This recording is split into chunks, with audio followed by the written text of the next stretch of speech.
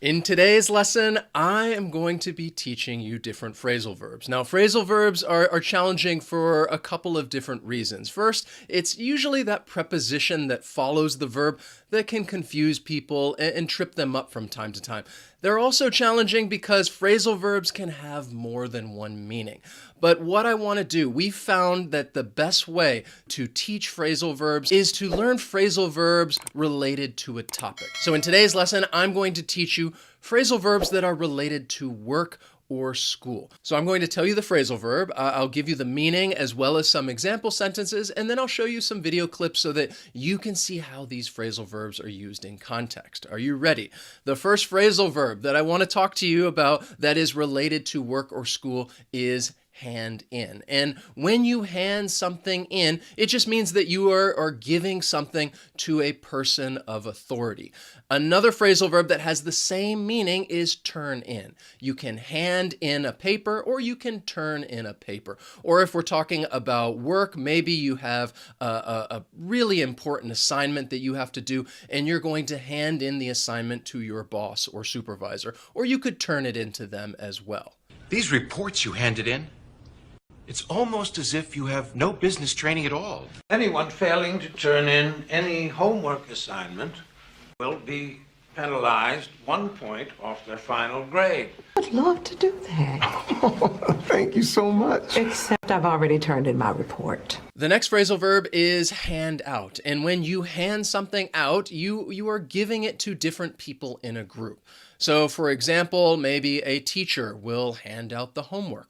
Or maybe if you're in a meeting at work, the person conducting the meeting will hand out the report so that everybody can follow along. You are handing something out. Now, you can hand in something, you can also hand out something. But if you're talking about giving something to different people in a group, we would only use hand out. You hand something out. They should hand out candy at Thanksgiving. I am handing out pieces of paper on which you will draw one human butt. The next phrasal verb is look through. And when you look through something, that you are just looking at a paper, a document, a report, you're looking at it quickly, mostly to find information that you need to look through something. So I could ask a friend or a colleague if I want them to check an email or a report to see if they can find any mistakes. I'd say, hey, can you look through this and tell me if you find any mistakes? Can you look through this and tell me if I need to change anything? Look through.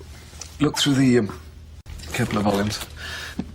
Was looking through the Panama Papers. I looked through your stupid book. And then we have a phrasal verb with a pretty similar meaning, and that is look over. And when you look something over, you are just examining it, and you're usually doing this quickly. And often you might hear it with work, and you might look over someone's work. You're kind of reading the document or report in its entirety. You are looking it over, perhaps to familiarize yourself. You need to understand this information, but you don't have a lot of time, so you're going to look it over. One difference I think between look through and look over is when you look through something, you're really talking about reading something, whereas look over, it could be talking about reading something, it could be talking about something that you've created, something that you've made, and you just want to examine it. So that is one difference between those two phrasal verbs. I was just looking over the paperwork. I found a little hiccup. Listen, did you get a chance to look over that contract for me? Listen, Marty needs me to look over this work. Then we have lay off. And to lay someone off, because you're talking about a person, is to end someone's employment, usually because there's just not enough work for them to do. You lay people off. You're not going to lay off staff. We'll have to lay off about 100 people. You don't understand. They laid me off. Another great work phrasal verb is to take on. And when I think about this, to take on means to get more work or more responsibility. And I think it's often used with that word, responsibility. People take on more responsibility. So whether you're talking about school or work, if you are going to perhaps help out your teacher or your boss or supervisor and say, yes, I can do more. I can take on more responsibility. Take on. Just us to talk about me taking on more creative assignments. I can't take on any more social issues right now. Ezra is taking on these big responsibilities. Then we have knock off. Now, This phrasal verb, I'll go ahead and tell you, it's a bit more informal, it's more casual, and you may not hear it as often. So to knock off just means to stop working. There's another phrasal verb with a very similar meaning. It means the same thing, and that is to clock out. Now, when you're talking about knocking off work or clocking out, I think about work or jobs that are hourly, that you get paid by the hour. Then those are types of jobs where you could say, yeah, I'd knock off at 5 o'clock, or at 5 o'clock, I'm going to clock out. And specifically, when you're talking about clocking out, I think of an actual, like some kind of time card or a card that you have to enter into the computer so that they know that you stop working and you clock out. Knock off, clock out, you stop working. Another great work phrasal verb, actually it's not a good thing to happen, and it's also relevant to school as well, and that is burn out. And I think this is a phrasal verb that you might hear more often. People burn out. And when you burn out, it just means that you are unable to continue working because you have just worked too much. You are completely exhausted. You can't continue. You can't do more. And you could tell someone, I just burned out. I couldn't work anymore. I burned out. I couldn't study anymore. I burned out. I hope that you are not working too hard and get burned out. Higher patient load. Parents got divorced. I'm really burned out. Sooner or later, he's gonna burn out. You want to know your problem? America. You work too hard. You get burned out. Now let's go over a few phrasal verbs that have the word work in it. And the first one that I have for you is work on. And when you work on something, it just means that you are spending time creating or improving something. So, for example, at school, you might work on an essay. You need to finish the essay, so you're going to spend some time working on it. Or maybe at work, you're going to work on a project. You're working with a group of people, and you guys are working on it because you need to improve it, or maybe it's something you need to create, to work on something. And just to point out real quickly, some of these phrasal verbs can be used in other contexts if you're talking about improving something. For example, in sports, somebody might say, I really need to work on my game. I need to improve my skills at this sport. So again, it's great to learn the meaning related to a specific category that it's commonly used in, but then you can also use it in other situations as well. Your mother thinks I'm working on the car. Why don't you have everybody work on their expense reports? More homework? Oh, we're just working on this math. Then we have work out, to work something out. This phrasal verb has several different meanings that are relevant to work or school. So I'm going to go over all of them with you. The first meaning is to solve a problem. And you could say, we need to work this out. We need to solve this problem and find a resolution, to work something out. It can also mean to be successful or to have a particular end. So for example, you might hear the phrase, well, if things don't work out, if things don't end the way we want them to, if things don't work out, then we have to do something else. Or maybe somebody might tell you that something was successful and they'd be like, in the end, everything worked out. The last few weeks at work have been very stressful. I've been working on a major project, but in the end, everything worked out. Everything will work out for us. Thought I'd missed the old place, but I tell you what, it's good to be back. Yeah, it all worked out in the end. Everything's back to normal. The next meaning would be to deal with a problem, but to agree on something. So you need to agree on the details, you need to agree on some kind of an arrangement, and people might use it like, well, we need to work out the details.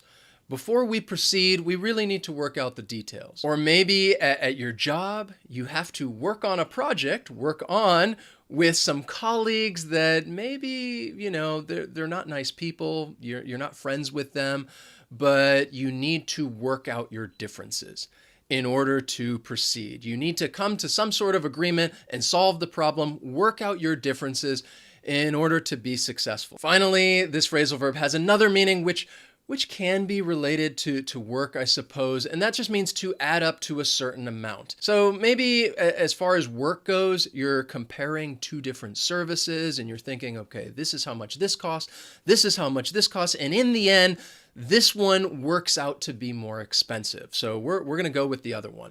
I think it's time that we work out our differences. Yes. The next work phrasal verb is to work through, and this just means to deal with a problem, an issue, a challenge by thinking about it or by talking about it. So if there is a problem that you're presented with, and you might say, okay, we need to work this through.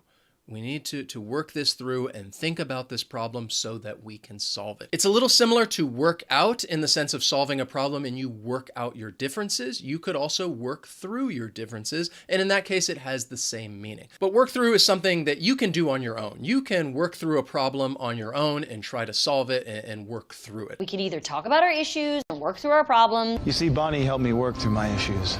Now, this phrasal verb also has another meaning, which would just be to continue working. You are just working continuously from this time until you finish, or, well, you just have to work. You have so much of it, and you would say, I just had to work through the evening. Or maybe you had to work through the weekend, and you had to keep working because you had so much work, and hopefully you won't get burned out. Thanks for working through lunch. So when I have to work through a weekend, she switches with me. Then we have call off. And when you call something off, you are just deciding that, hey, this is not going to happen. I am going to put a stop to this. Or maybe there is some problem or some issue with the timing and something has to be canceled. For example, a meeting. That is something that might be called off because people can't attend or just the timing doesn't work out. And they might say, yeah, well, the meeting got called off, it got canceled. Or if I'm thinking about work, maybe two companies would like to merge and they want to come together, but there was problems and the merger, it got called off. The next phrasal verb, and this is one of my favorites, even though it's not a good thing, especially if this is something that you're doing, and that is to slack off. And when you slack off, you're just not working very hard. You're not trying to do the work that you need to do. And you could say that, oh, this person is just slacking off. And you can use this at school. Obviously there are students that don't work very hard. And you could say, that these students like to slack off. Or at work, there are probably colleagues that you work with who you think slack off. They don't really work hard. And even though it's not a good thing, I think in all honesty, we've all slacked off from time to time. It's happened. There are times when we haven't wanted to work very hard and maybe we slack off. Maybe I've been slacking off a little bit, but Tessa took 2 weeks off when Jon Snow died in Game of Thrones. You can't afford to be late again. I know. See, around here has been giving Wilhelm the impression that I've been slacking off. Next, we have a 3-word phrasal verb, and that is fill in for. And when you fill in for someone, you are just taking their place and taking on their responsibilities while this person is away. You are filling in for them. So as far as school goes, a teacher might fill in for another teacher and they may teach the class. Or work, you may fill in for your colleague and help out on this project and fill in for this person because they're away on vacation. Or, hopefully you don't have to fill in for them because they got laid off. Or maybe they got burned out and you'd have to fill in for them. If that's the case, either way, I think you'll be able to work through it, even if you have to work through the weekend, because I believe in you. And in the end, things will work out. And I'm just going to keep using these phrasal verbs again and again and again, because that's the best way for you to remember them. Thanks for filling in for Kirsten. Hope she shows up soon. This is Joe Gorelli filling in for Catherine Duke. I'm going to fill in for him as food critic for the Chelsea Reporter. Next, we have run by, and that is just to tell someone your ideas so that they can give you their opinion. You run something by someone. So perhaps your teacher might say, hey, before you turn this in, I want you to run it by one of the other students so they can look it over and see if they find any mistakes or if there's anything you want to change. Or maybe your boss might say, hey, before you submit the report, run it by one of your colleagues. Run it by them first, get their opinion, and then you can turn it into me. I will go craft an apology. Run it by me first. Let me run this by you because you're a sharp guy. Then we have branch out. And this is a great phrasal verb, especially related to work, because it's talking about doing something that is related to something you've done in the past, but then doing things new or different or heading in a different direction. So for example, I mentioned this phrasal verb at the beginning. I'm trying to teach you these phrasal verbs related to school and related to work. But you can use them in other situations, and I hope that after you learn the meaning, you can branch out and use them in a different way and take this in a different direction. So as far as work goes, companies might have some product or some service, but they may want to go in another direction. They may want to branch out and try something new. Branch out. You seem to want to branch out. What's stopping you? I'm just at a place where I want to branch out and explore new opportunities. The next phrasal verb is sort out. And this phrasal verb has two meanings. The first one is to do whatever it is necessary to solve a problem, disagreement, or some situation. We need to sort things out. In this case, it has the same meaning as work out, to solve a problem. We have to work out our differences. We have to sort out our differences. We have to solve this problem. The phrasal verb also means to organize things, just to become more organized. And this, I'm guilty of this. If I have a desk, sometimes it gets pretty chaotic, so I have to sort things out. From time to time, I need to sort out my desk and just organize things. Now it's a fight. Well, with that sorted out, I'm happy to answer your question, Bernadette. So there you have it. We've covered quite a few different phrasal verbs today.